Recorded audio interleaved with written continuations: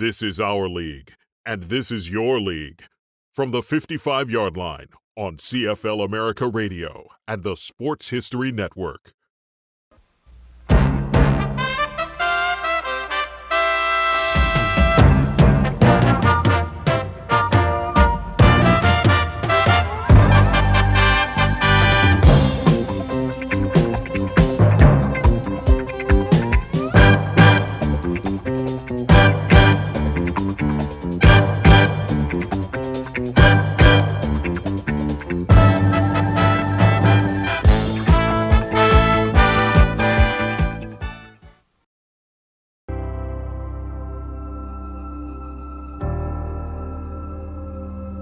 You always hear the phrase, nobody remembers who finishes second. This is probably one of the only championships where nobody's going to remember who finished first.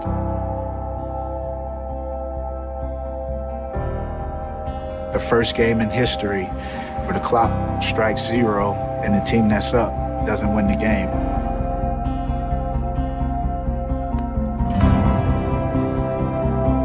And it's something that I don't think will ever happen again. It's one of those once-in-a-lifetime things.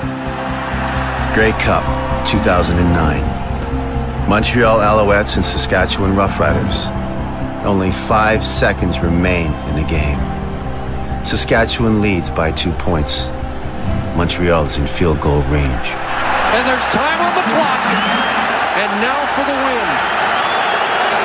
A guy who helped put him in a bind today with a couple of poor kicks. Gets to go from the doghouse to being a hero, and he's missed.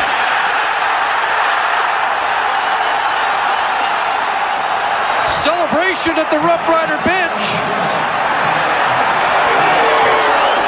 But there are markers down. Penalty markers down all over the field.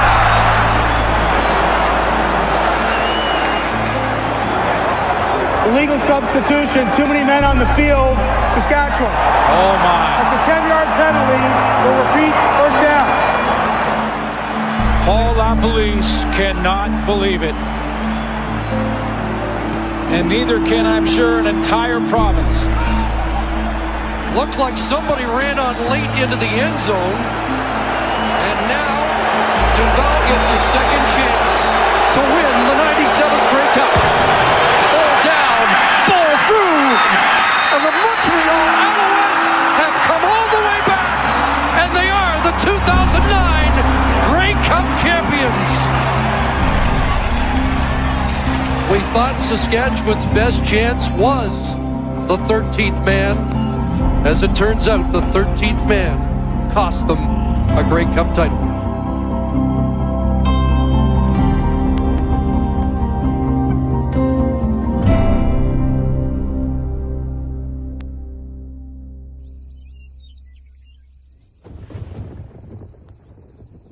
There's down weeks and up weeks in Saskatchewan during the football season. Up weeks are after the team wins, down weeks are after the team loses. But rain or shine, the fans are going to be there. Football is just different in Saskatchewan. There's such an absorption with it that you may think is illogical based upon the fact that Canada is reputedly hockey country, but this pocket of the country is so transfixed with football and everything pertaining to the Rough Riders. It sounds so bad, but like it's all we have, and it sounds so pathetic because it's like, you know, we should have other things. Maybe we should have an NHL team, or maybe we should have other stuff. We have potash, but you can't get behind potash. So it's like, we'll get behind the Riders, and so yeah, so we get behind the Riders. Everybody in this province.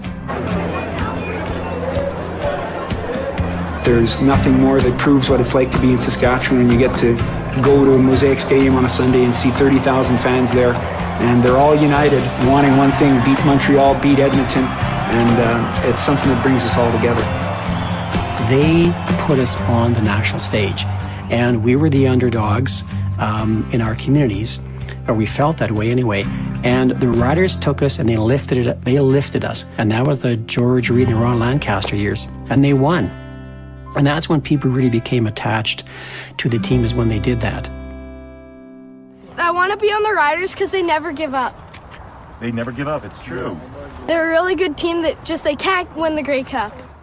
To be a true Rider fan, let's face it, you have to deal with a lot of adversity.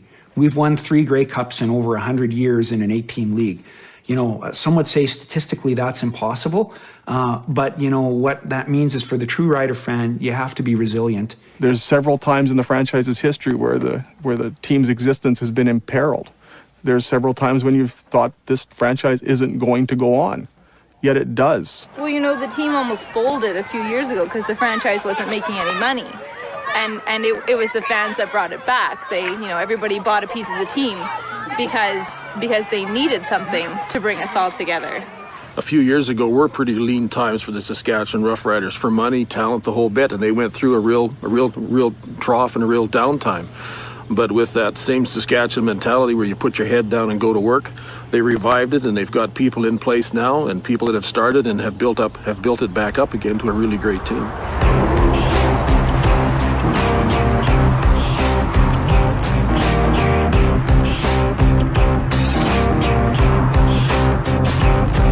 Clubhouse 23 was named after Ron Lancaster. Good afternoon, everyone. Welcome to Clubhouse 23.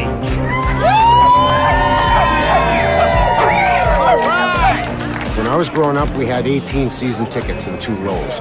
We all went to the games. My dad sat me down in front of the TV, watched football. Just something you grow up learning. It's a community. That's what football is here. It brings 30,000 fans together, and it's just one big family at Mosaic Stadium. There's no other team that I know of with a fan base like ours, that it's completely ubiquitous, from young to old, male, female, it doesn't matter. If you're from Saskatchewan, you're a Rider fan, and that's all there is to it. I think part of the core culture of those people is they really appreciate the fact that it's a community-owned team, that they're part of it. I think that helps with the people loving the team and everything, and certainly in the last couple of years they've had a lot of success. Go team, go!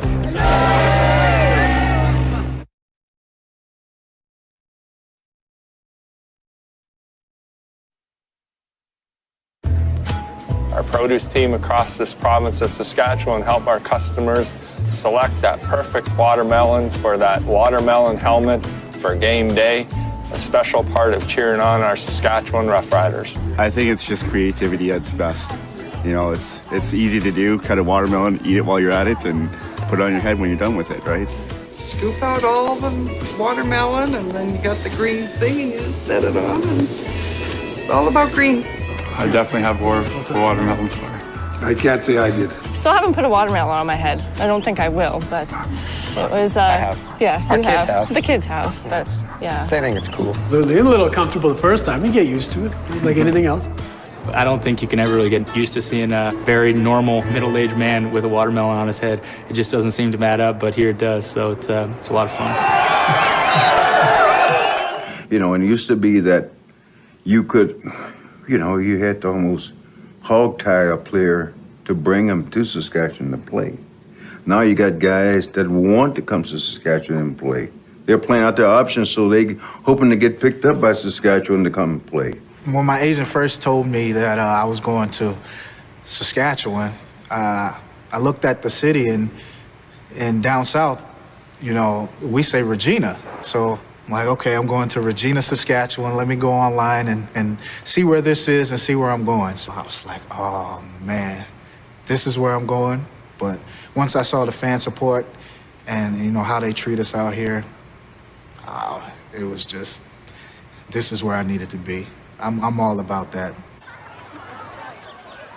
I managed a restaurant nearby the stadium, and they'd come in for lunch, and you just watching them how they play on the field, and like meeting them in real life. They're very genuine, people, and they're really, really nice guys. You watch them on TV, you feel like you know them even though you really haven't met them. But I mean, we've all gone to, autograph signings, or you bring your jersey and they'll sign your jersey. So yeah, the players, you do feel like you know them even though you've maybe only said hello once or twice. They're local celebrities around here. Yeah, you see them out and it's like, oh my goodness, it's Andy. walking around at the shopping mall like he's an actual human being, you know? My grandma Phyllis Mueller is one of the biggest Rider fans I know. She's been a season ticket holder since like 1955. And when she sees Andy Fantus or someone like Darian Durant at Safeway, she goes and talks to him about the game on the weekend. And she thinks she has input in the game. I think every Rider fan is like that, and I think that's what makes it so special, that we have that connection with the players, and the players have that connection with the community. I remember growing up here, and it was the early 1970s, and I opened the telephone directory and started looking for Saskatchewan Roughriders players in the phone directory. And hey, there's Ron Lancaster over on Emerald Park Road. So I got my dad to drive by Emerald Park Road and went and looked at Ronnie's house. And then we looked at the houses of 10 other Roughriders who were listed in the telephone directory. Where else would that happen? As soon as you land at the airport, everybody knows who you are. Everyone wants to talk football. It doesn't matter if you're going out for lunch, if you're talking to the taxi driver that's taking you to the hotel, to the bell person that's there when you arrive. They all want to talk football. It's more than just a game.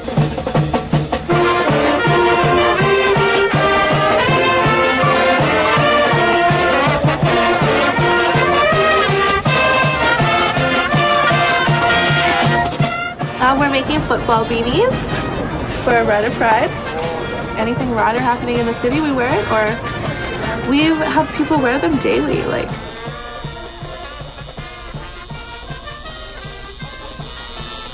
Pretty green. Yeah. All the noise that we make and everything, distracting the other team, encouraging our team, it's really what the Riders are about. We're all the 13th man.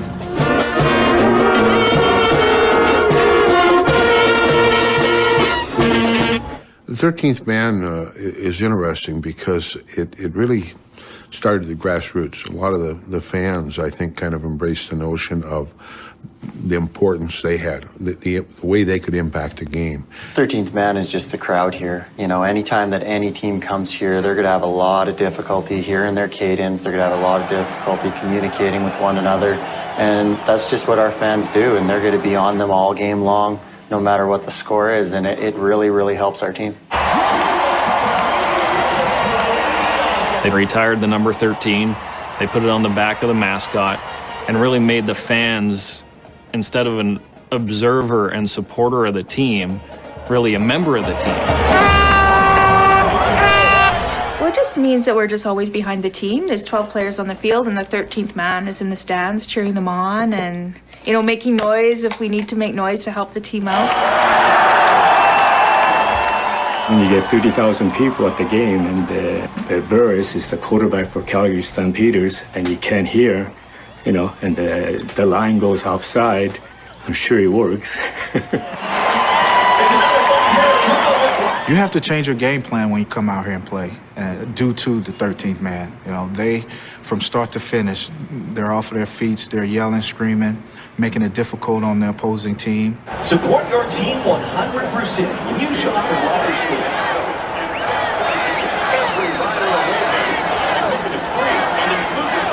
This is my brother's memorial for his celebration of his life because he was a true Riders fan. That's how we decided to celebrate his life.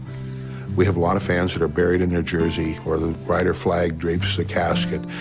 That's pretty special stuff and quite common here. And I'm not sure that you'd see that with a lot of teams.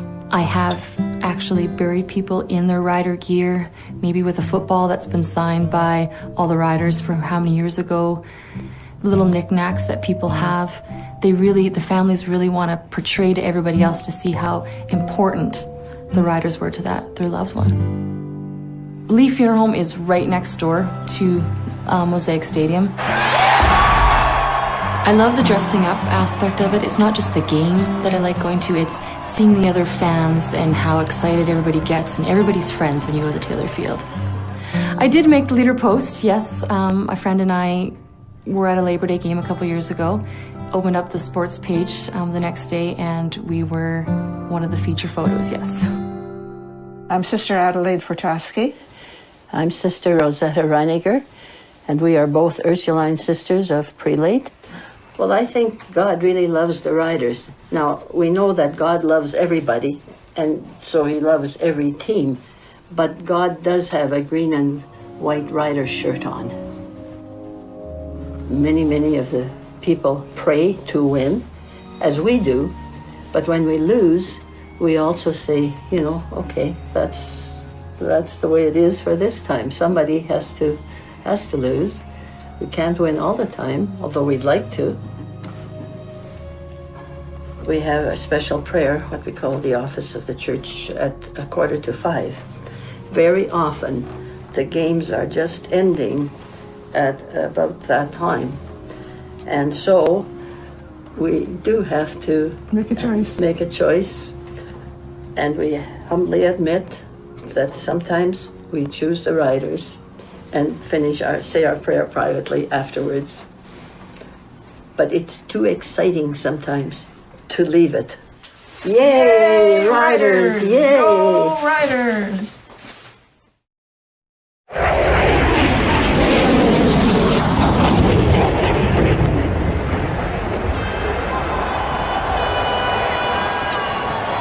Well, the weather is perfect, and so is the matchup. The Alouettes bringing a franchise-best 15-3 record against the Saskatchewan Roughriders.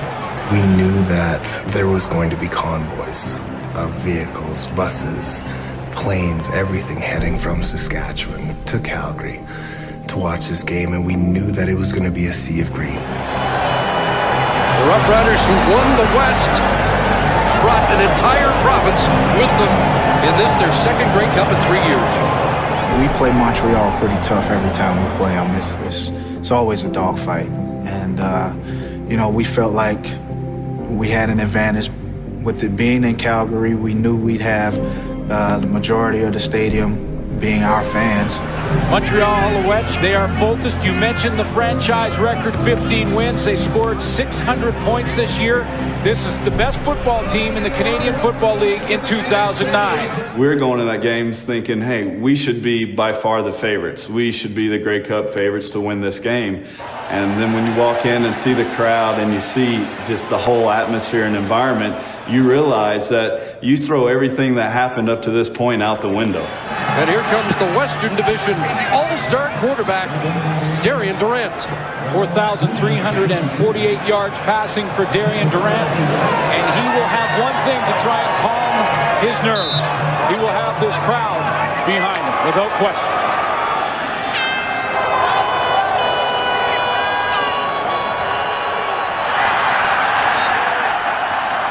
I just wanted to go all out that game. It was my first Grey Cup. You know, no one gave us a chance. I just wanted to come out and give it my all and play with all the energy and enthusiasm that you would expect a young, energetic quarterback to play with. Darian Durant, if he was nervous and did have some pent-up nervous energy in his first start in the Grey Cup, certainly isn't showing it. 2009 Grey Cup. I found out our hotel was going to be the host hotel. I'd get my paper. It has a list of all the names for the rooms. And I just started freaking out. Oh my God, Darian Durant is on my floor. Oh my God, Stevie Banks is on my floor. Oh my God, Weston Dressler, Rob Bank, they're all on my floor. I was just going nuts. My niece is a huge Rider fan, loves Weston Dressler. Phoned her, rubbed it in. April, guess what? I made Weston Dressler's bed. It was great. It was crazy great. And the Roughriders with a first down inside the Montreal 10. A lot of movement. Durant into the end zone. Touchdown!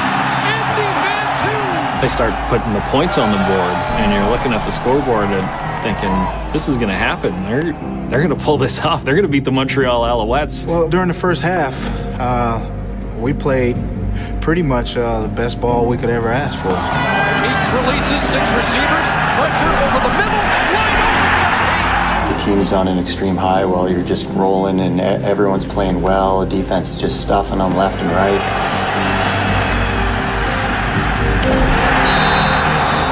The Riders came out, they had a lot of emotion, and they fed off the crowd, and the crowd fed off the Riders. And the emotion, the positive emotion, built and built and built. Chris Sarka checks in on 2nd and 1 as the fullback, and the Canuck truck has it. And a first down for number 33, the city councilor. Within a few minutes into that game, we were up, and we were riding emotional high, you know, throughout the first half. Duval in, and it goes off the side of his foot up at the 32-yard line. Uncharacteristic for the all-star CFL punter. A lot of people say, you know, at that level you should never shank a punt or miss a field goal, but you know, we're just human like everybody else. I mean, that's like saying a receiver should never drop a ball. You know, a quarterback should never throw a bad pass. In 2004, it was the expectation the Roughriders were going to get to the Grey Cup. There they were in overtime in a tense situation in BC, 17, 18-yard field goal, and that's an automatic. The incident of the 2004 Western Final when I missed a field goal in overtime. Paul McCallum attempting this field goal from the 17-yard line. Make it the 18. Hits it hard. And wide! I could line up and hit 100 of those in a row, and for whatever reason, I missed that one. Next to somebody dying, that's the closest bad feeling I've ever had. And that was the difference between the team getting to the Grey Cup and not getting to the Grey Cup. It's kind of hard to face the guys right now. Have you not seen them yet? You've not walked into that room? No, I can't face them. I can't face them right now. It's all my fault. His home address is listed in the telephone directory. Again, that's part of the charm of the Saskatchewan Roughriders. People know where Paul McCallum lives. The security company was going to sit outside my house for the rest of the night because apparently they had egged the house and death threats and the whole manure incident. It was inappropriate when they dumped the manure. Is that the one you're thinking of? They dumped the manure on his driveway. Yeah, that was, just one bad apple. It wasn't right what the fans did here, but you know, they are intense and they let him know what we thought of an 18-year-old field. You know, I could make that, and he definitely could with his eyes closed, but he didn't. And you know, so when it gets that far, you know, that was long enough ago that I think I can forget it. But still, you know, there's still some bad feelings there.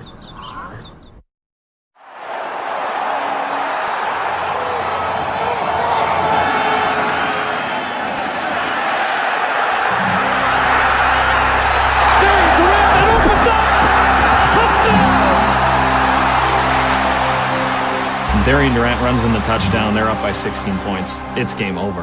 We're thinking, start engraving the Grey Cup. The Saskatchewan Roughriders, they're winning.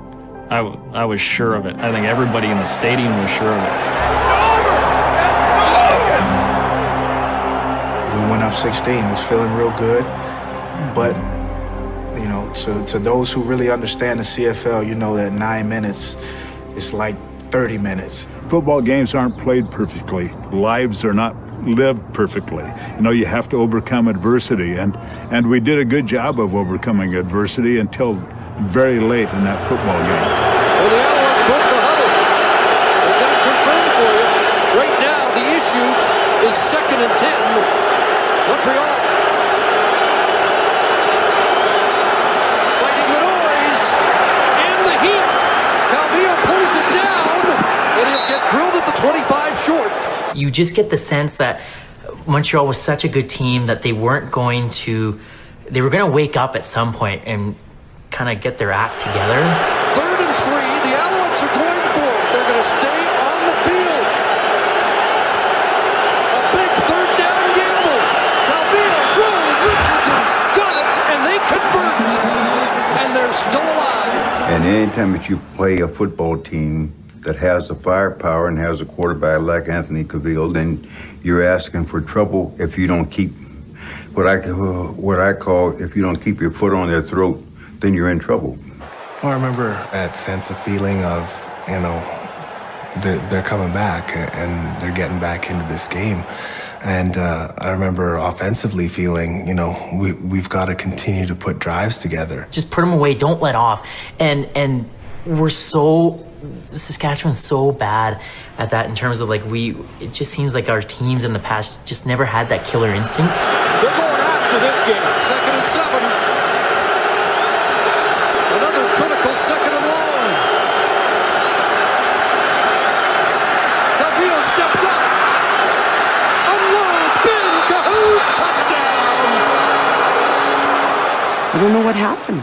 It's just like out the window and gone. The lead just started dwindling and dwindling. This down right here is absolutely crucial. 2nd and 9. More heat on the Saskatchewan offense than they've had all day. Durant, drop bag. Got to get 5 yards, and he gets drilled. Roughriders have to punt the ball to Montreal, and the Alouettes are going to get one more chance with Anthony Cavillo quarterbacking them, having suddenly gained momentum. Now the 13th man will try and take over. Montreal's got to move the chains. 31 seconds left. 2nd and 10. To Richardson. Midfield. At the 54 of the Roughriders. You start wondering, given the history of this team in Grey Cup games in tight situations, is precedent going to bite them once again? Can they hold on this one time? Time for one more play to get it into 2-ball range.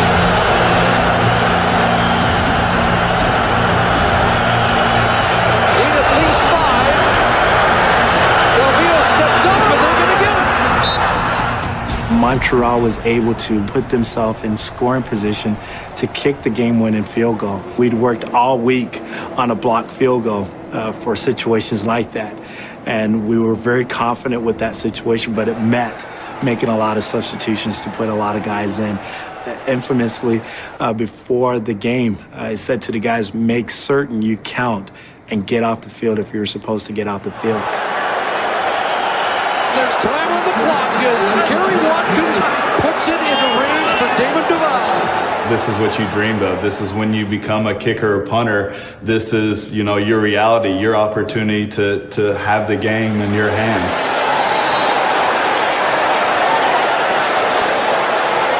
You couldn't hear a single thing in that place.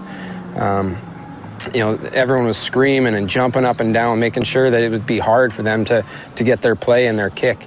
We're on the sideline, basically holding hands, locking arms, you know, just saying your last prayer. Like, you know, God, this is our time. You know, we did what we had to do. We're up. You put us in this situation, you know, just, you know, whatever happens after here, just make sure it's good for us.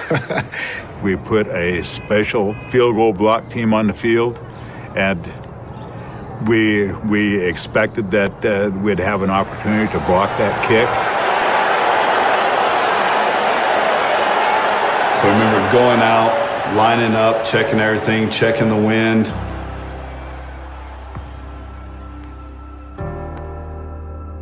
We saw the kick go up and we saw it sail off to the right. There was a sense of jubilation.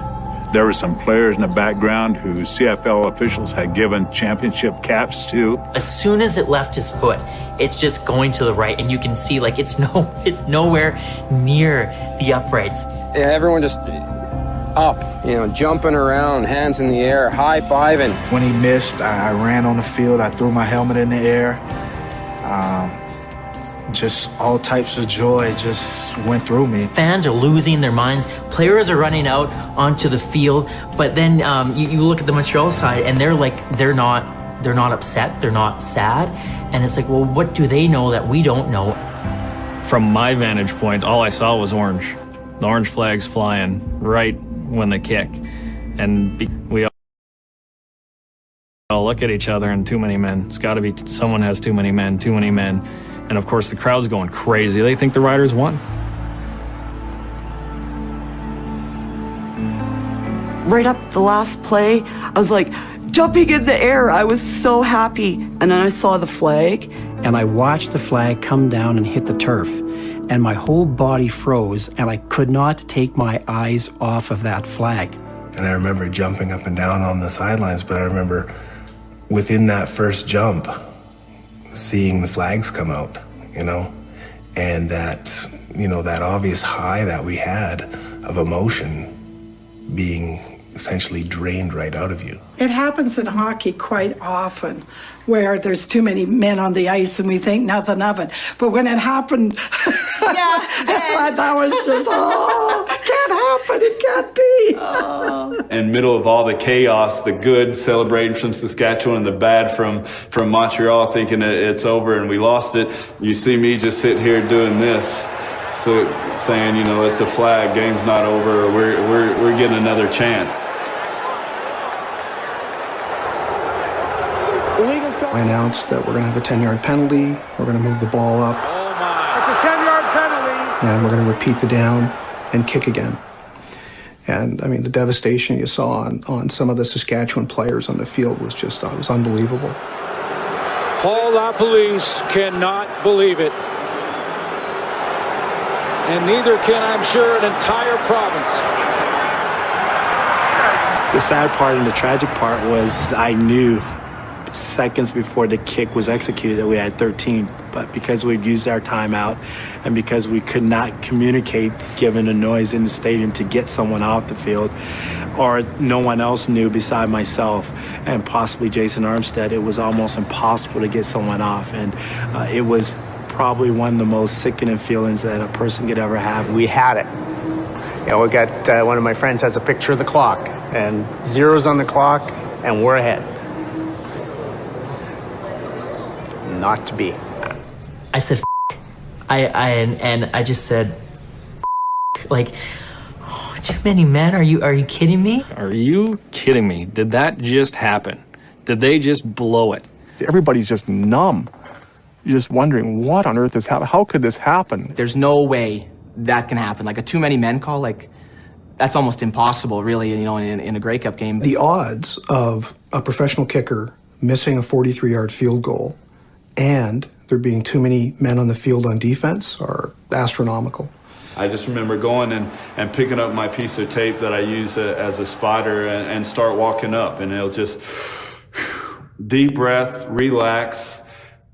You don't get this chance too many times, a second chance, especially in a game of this magnitude to win the Grey Cup. You've just been reprieved. The man upstairs just gave you a get-out-of-jail-free card. And it really was, to myself, I just remember saying, nothing fancy, technique, kick the ball, put it through, let's win this game. And I literally dropped to my knees, and I was begging and pleading with the TV for them to miss that field goal. Silently, we were praying that he'd miss again, but in our hearts we knew that he likely wouldn't miss a second time.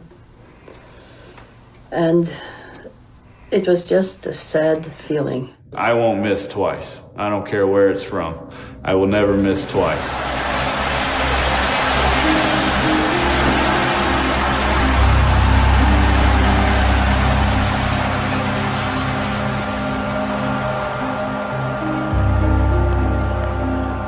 It was so loud, and then it just went to like, and you could hear a pin drop. Just sucked every ounce of us. It just went silent. Bang.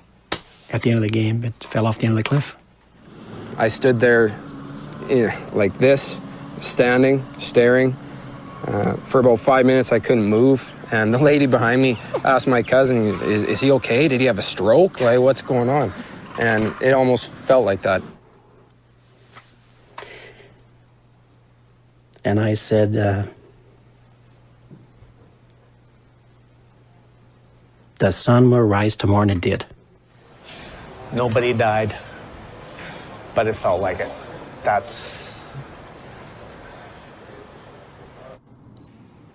It was terrible. Yeah, really sad ending to a good game. It was just devastating. Devastating. I can remember watching it, and we had people over, you know, watching the game, and then after we just sat there for 3 or 4 hours after and just thought, what just happened, right, Suzanne? It was like everybody. It was. We won it, but we gave it away. Yeah. It's definitely not an easy place to be a cheerleader at that time, and you can't at that time. That's when it stops, and you just kind of become one of the members of the team or one of the members of the fans, and just let things pass as they do. And you know, it's almost in a sense kind of, I guess, like a funeral at times, right? Because and that's how you treat it. You know, you wouldn't go to a funeral cheering, and you would, in a situation like this, you definitely wouldn't be a cheerleader.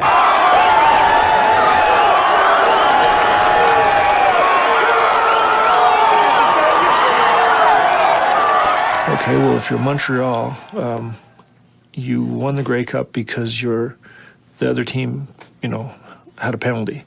So, but that extra player didn't make a difference anyway, so you should have lost, but you won. So do you feel good that you won it when you didn't win it? You know what? At the end of the day, I've got this ring right here, and it says 28-27 Montreal victory, and that's all I care about.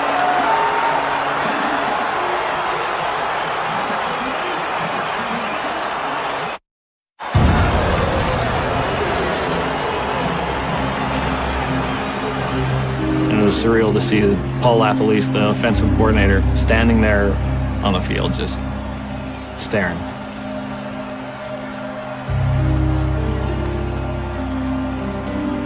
You can't do anything but just weep. You don't even know what to say. I never knew what to say at all. It was just one of those things that you bear down and deal with it yourself, and obviously confide in your teammates and that type of thing. But I just wanted to be alone at that time. I knew I had to go in the locker room. That was my assignment. I had to cover it. And it's like, I don't want to go in that locker room. But you want to go in that locker room at the same time because it's such a great story. Can you imagine the worst way to lose? Can I imagine one? No. I can't imagine one, no. Rather get blown out than lose like that.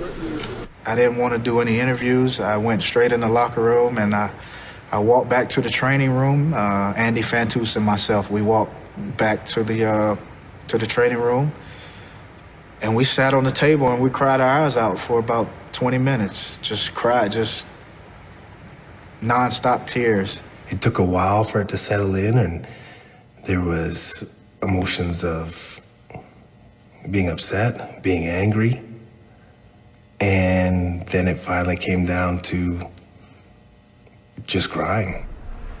I mean, just finally breaking down.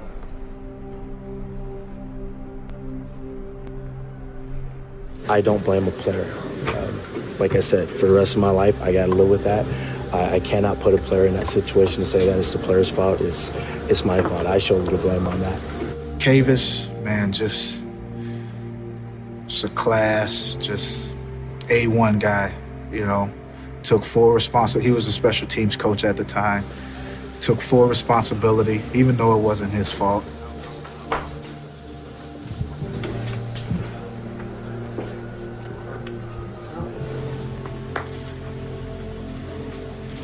The disappointment was deep, palpable. It was each of us as human beings go through life situations where we suffer great loss. And this somehow fits into that scale of extreme loss. I remember calling my wife after. Rhonda, you'll never want to see what I just saw. I just saw 40 men bawling their eyes out, and it was the toughest thing to do my job and not, I thought I'd seen everything in terms of bitter endings with the Saskatchewan Roughriders, and it turns out the 13th man, their greatest ally, became a bit of a curse, a bit of a cloud, a lot of a cloud hanging over this team because of an entirely different interpretation. Sad and mad at the other team. Who was the 13th Because man? they beat us. We're not telling. You're taught all your life that football is the ultimate team sport and to never point fingers. But it's human nature to want to know who was it? Who was the 13th man? Who's to blame? This is the Grey Cup. Were there really too many men? There were 13 men on the field. Was there any particular individual who shouldn't have been there? Or? One. Was it basically just the guy not knowing his assignment? Was it just the heat of the moment, just things were happening? It was a lack of communication. The thing that happened was we had what we call beef block go on the field, and one of the men who was on didn't hear that, and it wasn't communicated clearly, and so one of the men who should have been off stayed on. Football teams win as a team, they lose as a team, that we weren't interested in pointing out or finding a scapegoat. Now, that's a really easy hunting trip, is to find someone to blame in that situation. A lot of people wanted to know who was responsible, but I'm glad, you know, that nothing was said about it, nothing was done, because it showed it happened before. Somebody blew a play, ended up with a bunch of manure on their front driveway. That's not really us. We're not proud of that. And I think the fans accepted that, and they appreciated that they lost as a team, and then the city as well appreciated that. Yeah, we played hard and we fought hard, and it was unfortunate, but nobody holds the players accountable and nobody carried a grudge. I think that's the way our city is. When we got off the plane coming back from Calgary and came to the stadium, we had thousands of people there just to greet us. You know, they showed us so much love. They were just as proud of us as if they were our parents, as if they were our brothers and sisters. They're supporting us to the fullest. It was a wonderful response, a very dignified response by the fan base en masse to a situation that nobody could have imagined. After the initial curiosity and the initial deluge of emails and phone calls about who was it, it became, we don't care, we don't want to know. Fans began, it was almost like a badge of honor where fans would walk around with their chest puffed out saying, I'm the 13th man.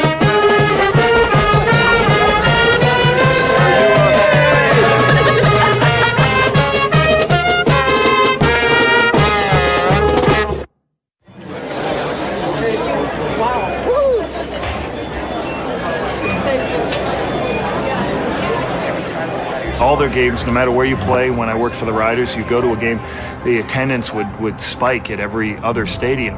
And one, it sounds like a lot of people had moved out of Regina. They go to college in Toronto, they go in Calgary, and then a lot of people are born in Saskatchewan, move to other provinces, but they are still Rider fans. I'd like to see them do an actual count of how many Rider fans there actually are. Yeah, that'd be crazy. Rip off their heads! Go, team, go!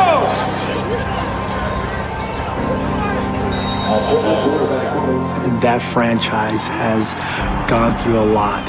It has survived a lot. And that is why I think Canada really has that pride about Rider Nation as well, because we understand and we recognize as a league that this football franchise has endured a lot, but that pride still exists. That brilliance about their passion still exists.